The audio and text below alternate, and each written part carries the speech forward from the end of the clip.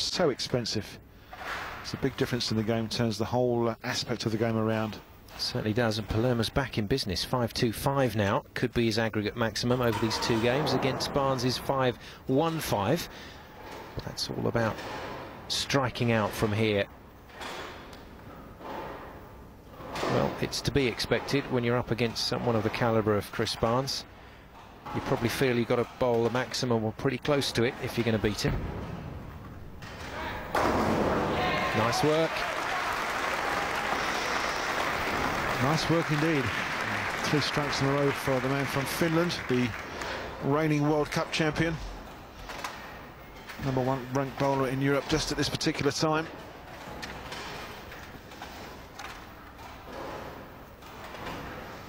There's the turkey for Palermaa. It's Barnes now that has to respond. Yeah, I'm just wondering if Osku may have thought that the lane's changed slightly. The stats tell us he was slightly inside his mark on that shot, but still flashed the pocket. As did Chris there, so he's back on strike, staying in touch.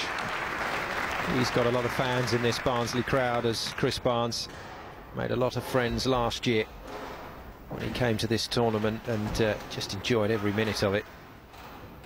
Absolutely, and also a member of the Team USA Weber Cup team that came here and stole the Weber Cup from Europe by a single point. Well, he said he used to play in it was the English Open many years ago, and he said he walked back into the hall at Barnsley last year ahead of this World Tenpin Masters. He just couldn't get to the lane for old faces and old friends he hadn't seen for years. He actually last bowled in about 1998 at Nottingham in the British Open, when his wife Linda won the ladies' event at that very tournament. Oh, Brooklyn hit. The luck is going with Palermaa. Is it the luck he needs to get through this match? Well, our statsman's going to tell me that that was all wrong, and we could see visually it was. Crossed the head pin. Yeah, much slower this time. This is why it's crossed the head pin into the left-hand side, into the 1-2 pocket. And how lucky is that? Oh, lucky man, don't you know it? No emotion on his face, though. Can you believe that? Just a wave goodbye to the 10-pin. He knew it was going to go, didn't he? Barnes then, with the first bit of pressure that he's had in this tournament. Look at him lock that wrist out before the delivery.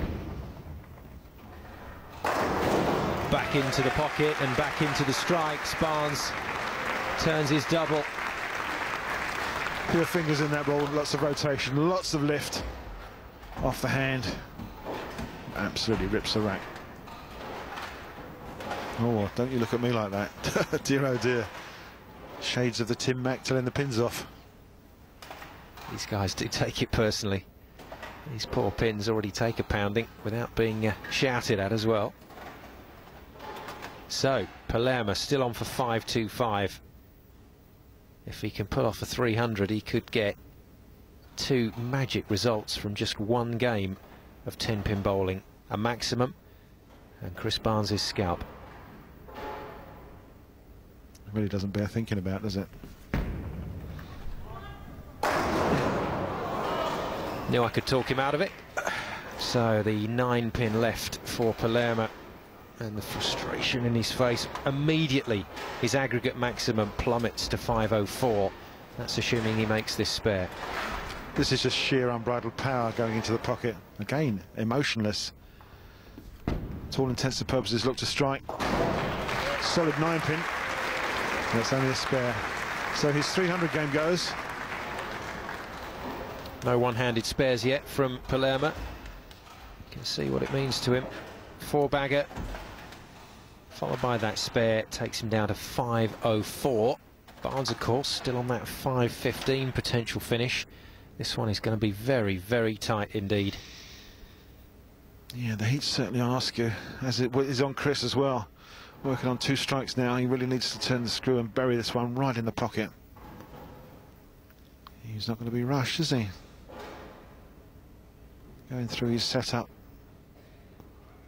Locking that elbow tight into his waist. Breaking that wrist, digging those fingers deep into the ball before he sets off.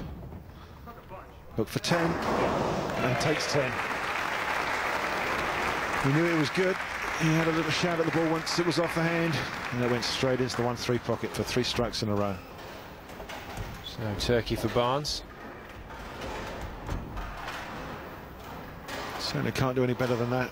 3 great looking strikes. It's just great to watch. Yeah, a little bit of eye contact there with someone in the crowd.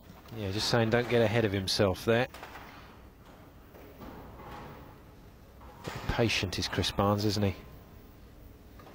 Well, he can't rush it. It's 1 frame at a time. It's only the 2 games, which really is just a sprint for these players. That's so important. Pretty important too that Osku gets back on strikes. That's just what he's done. Hit him thin, made him spin. From the fin. Absolutely love it. Well done, Simon. Palermaa then. Just letting Barnes know he's still there. Yeah, a very serious look on his face. There's the ball that does the damage, and the 5 pin's the last one to go. But it all counts as 10. Barnes then working this Turkey. The difference is just 11 pins at this particular time. Barnes to strike again to keep the pressure on. Trying to extend that lead.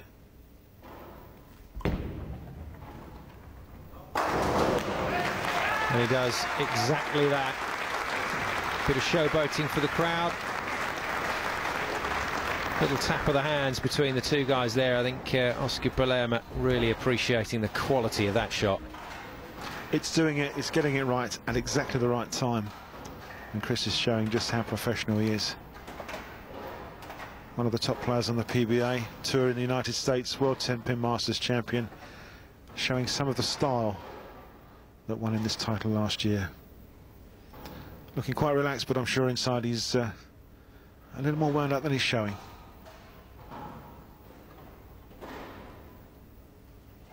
Yeah, neither of these players give away a tremendous amount in the green room. So tough to tell what they're really thinking on the inside. That's great. What a strike from Palermaa. I asked Chris Barnes last year what he says to himself when he's chattering away in the chair, and he just looked at me and said, "You don't want to know." Yeah, great shot from Osku. Makes the double again. I actually thought that was a fraction high on the headpin, but it certainly carried all 10 without any doubt. No open frames for Palermaa. So clean so far through this game, and just 1 strike down on the great man. Well, he's a great man. He's thrown 4 strikes so far in a row. 5 out of 6 in this game. Showing some of the form that makes him one of the best players in the world. Hello, we've got a full start. Started on the wrong foot by the sound of it. Left, right, left, right. That's the sign, though, of your high-class performer, their ability to read the signals that they get back from their body. They read that feedback and make a decision very quickly. And you'll often see this from a world-class performer. It's automatic to them, so they know when something doesn't feel right. They're able to stop their action as soon as it happens. Watch him pull out of this now. I know it's not much, but as a coach, that tells you that that is world-class bowling, because most of us mere mortals would have still plugged away, tried to get on with the shot, and then thought, oh dear, what went wrong there? Nearly worth the wait, but not quite. Yeah, that's a bit unfortunate. Rings the Tenpin in the corner. His speed was a little bit higher there, I'm told by our statsman Andy Penny. Working hard on the CAT's sensors on the side of the lane. Downloading all the software instantly. Gives us those results.